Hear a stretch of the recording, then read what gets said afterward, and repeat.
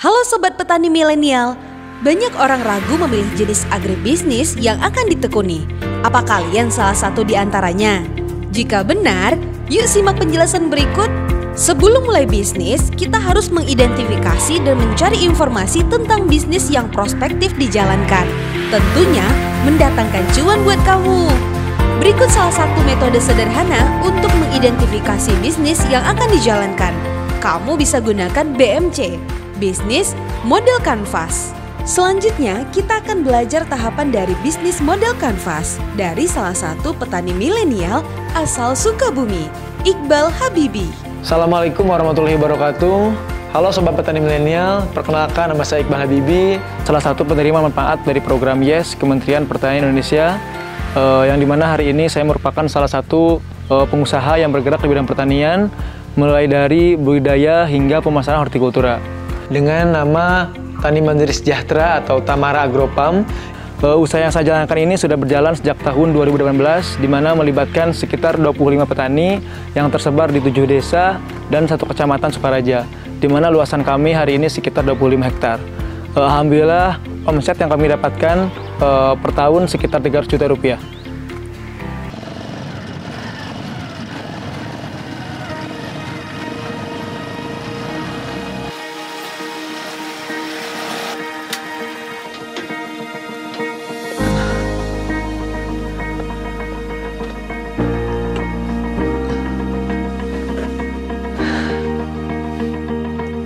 Dalam menjalankan dan mengembangkan bisnis saya, saat ini saya menggunakan bisnis model Canvas atau BMC, di mana dalam BMC ini saya dapat mempelajari dari mulai struktur bisnis, kemudian segmen pasar, kemudian distribusi, channel, dan sebagainya, sehingga bisnis saya lebih dapat berkembang, lebih cepat akselerasinya, dan kemudian bisnis saya menjadi lebih baik lagi. Adapun elemen BMC yang saya jalankan saat ini meliputi pertama segmen pasar, di mana dalam segmen pasar ini kita memiliki beberapa opsi pasar, mulai dari pasar langsung konsumen akhir, kemudian ada pasar online atau pasar modern.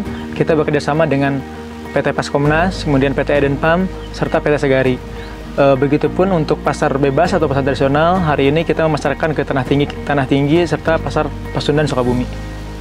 Untuk elemen yang kedua, yaitu produk atau layanan. Pertama, kami memiliki kepastian produk, yang dimana kepastian produk ini berangkat dari pembuatan jadwal pola tanam bersama mitra petani kami yang dinaungi oleh koperasi. Jadi kami memiliki jadwal pola tanam petani 1, petani 2, sehingga kepastian panen dan juga berbagai macamnya varietas yang kami punya atau komoditas yang kami miliki didapatkan dari mitra-mitra petani kami. Kemudian harga kami pun harga langsung dari petani. Kemudian saat ini kami pun melakukan pelayanan dengan baik, mulai dari panen, kemudian kami melakukan sortasi, melakukan grading, sampai kemudian kita packing dan kita kirim ke mitra pasar kami.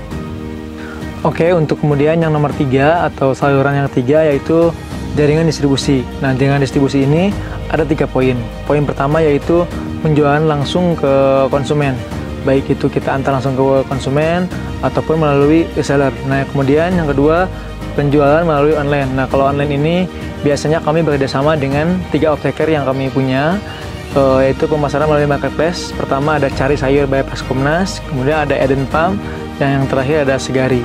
Kemudian untuk poin yang ketiga itu kita biasanya melakukan kegiatan-kegiatan yang bekerjasama dengan pemerintah ataupun swasta, seperti bazar ataupun pameran produk UMKM ataupun hasil pertanian.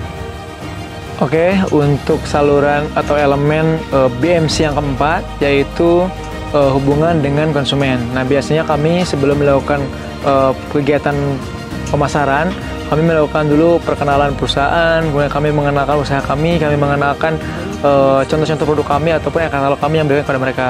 Kemudian setelah cocok, kami melakukan kerjasama. Nah, kontrak kerjasama ini ada 2 kontrak. Pertama, kita melakukan kontrak farming, yang dimana petani-petani yang kami bina, kami lakukan jadwal pola tanam untuk kemudian kontak dengan para off-taker, sehingga para petani memiliki kepastian pasar. Kemudian yang kedua, yaitu kegiatan kerjasama, yaitu tentang kontrak harga. Nah, kalau kontrak harga ini biasanya kami lakukan per 3 bulan sekali atau per musim sekali, sehingga kita memiliki kepastian harga pada saat pemasaran, sehingga ketika petani panen tidak lagi bingung harga berapa, sedang mahal ataupun sedang murah, tapi sudah ada kepastian harga sejak awal. Oke, untuk saluran atau elemen yang kelima yaitu sumber pendapatan bisnis. Nah, pertama, sumber pendapatan bisnis kami jelas yaitu dari penjualan langsung ke konsumen, atau kemudian yang kedua yaitu penjualan melalui mitra bisnis kami, yaitu melalui apoteker kami, dan yang terakhir yaitu meliputi pelatihan, pemagangan, dan juga penelitian, sehingga usaha kami dapat terus terbantu dengan adanya teman-teman yang magang, yang pelatihan. Jadi membantu dalam SDM, membantu peningkatan kapasitas SDM karyawan kami, dan juga membantu dalam peningkatan bisnis usaha kami. Elemen yang keenam yaitu sumber daya utama usaha. Pertama, jelas kami memiliki sarana produksi yang lengkap, yang meliputi di mana kami memiliki lahan yang luas, kemudian kita memiliki gudang sortasi, memiliki rumah kemasan, kami pun memiliki jaringan pasar yang baik, begitupun akses permodalan yang cukup baik itu modal pribadi ataupun akses perbankan.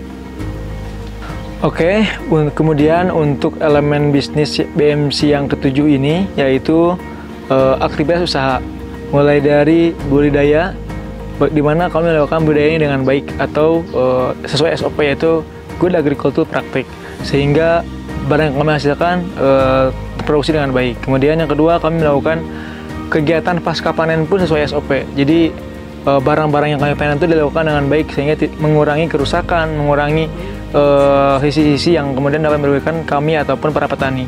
Kemudian aktivitas usaha kami yaitu pengiriman distribusi atau barang ke konsumen, ada pelatihan maupun pemagangan, sehingga dengan melakukan pelatihan dan pemagangan, aktivitas usaha kami dapat terbantu sehingga dapat terus meningkatkan bisnis kami. Untuk elemen BMC yang ke-8 yaitu mitra bisnis atau partnership. Nah, dalam mitra bisnis ini kami melakukan sebuah kolaborasi yaitu Pentahelix, di mana melibatkan akademisi.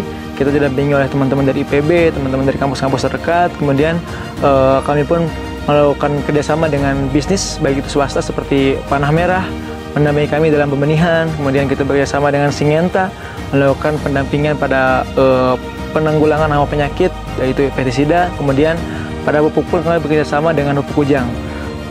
Kemudian dengan bisnis yang lain kami melakukan kerjasama dengan apoteker kami, sehingga kolaborasi ini kami lakukan bukan hanya pada hulu tapi sampai ke hilir, dari mulai proses budidaya sampai ke proses pemanenan atau pemasaran. Kemudian selanjutnya kami selaku community itu petani bermitra dengan para petani sekitar. Saat ini kami bermitra dengan petani-petani yang berada di 7 desa sekecamatan Sukaraja. Kemudian kita juga bekerjasama dengan government yaitu pemerintah daerah, baik itu dinas pertanian, dinas UMKM dan sebagainya. Saat ini juga kami didukung oleh pemerintah, Kementerian Pertanian Indonesia. Kemudian kita juga didukung oleh Kementerian Perekonomian, sehingga kolaborasi kami baik itu dari mulai tingkat kabupaten, tingkat provinsi sampai tingkat nasional pun kolaborasi dengan baik. Artinya kolaborasi ini dapat terus meningkatkan usaha-usaha kami. Kemudian selain Pentahelix ini, kami pun juga didukung oleh bantuan-bantuan atau hibah seperti dari Bank Indonesia. Kemudian juga kita pun didukung oleh inkubator bisnis dari Polbank Tan Bogor, sehingga bisnis kami akan lebih cepat terakselerasi dengan baik agar terus tumbuh dan cepat untuk melakukan perbaikan. Nah, yang terakhir yaitu elemen yang ke-9, di mana meliputi struktur biaya atau biaya yang dikeluarkan oleh dalam bisnis ini. Pertama, ada biaya tetap, yang kedua ada biaya variabel. Biaya tetap ini meliputi mulai dari sewa lahan, kemudian perawatan sarana produksi kami, mulai dari perawatan rumah kemas, perawatan gudang sortasi, kemudian tenaga kerja, biaya listrik, kemudian juga biaya pengeluaran untuk kebutuhan air. Kemudian untuk biaya variabelnya yaitu mulai dari kebutuhan budidaya, kebutuhan sarana produksi, kebutuhan untuk distribusi, begitupun kebutuhan untuk pengemasan dan pemasaran.